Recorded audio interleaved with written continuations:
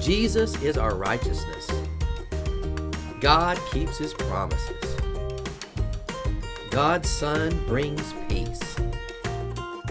God honors faith. God inspires worship. God is trustworthy. God is the one and only. God awakens us. God rescues. God is real. God is always at work. God restores. God is Lord of the harvest. The master builder, God's hand at work. Have you ever had a chance to visit an art museum? I know it sounds kind of boring, but last year I went to a really big one in Philadelphia.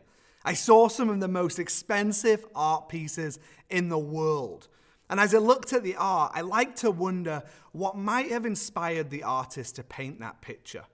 You know, we all get inspired to do different things. Maybe you get inspired to dance or to sing songs or to write. We all find our inspiration even from different places.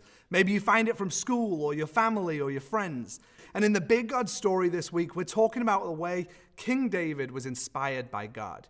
You see, David was inspired by God to worship.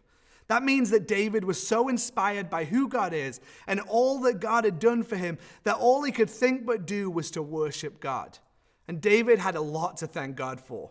When we meet him in the Big God story, he's a shepherd boy. In fact, he's the youngest in his family with 7 older brothers.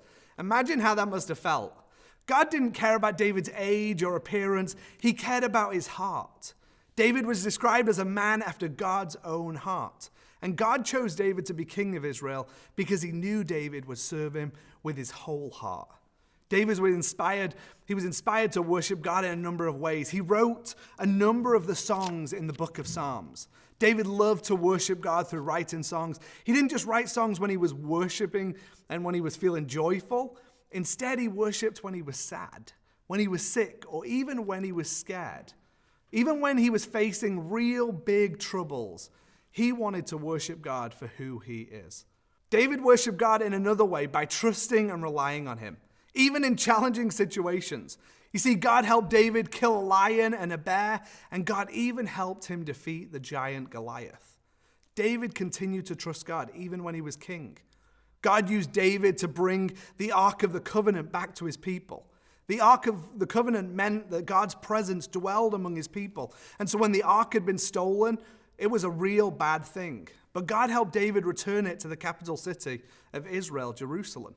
David was so full of joy when God did that it says that in front of the whole country, he danced and he sang. He didn't care what anybody thought of him because he was so thankful for God. David didn't always get it right. He wasn't a perfect king, but he knew God and he knew that God had been good to him. So he worshiped God with all of his heart. God inspires worship. Do you know who God is? Can you see all the good things he's done for you? Take some time and let him know how much he means to you. Allow God to inspire your heart to worship him.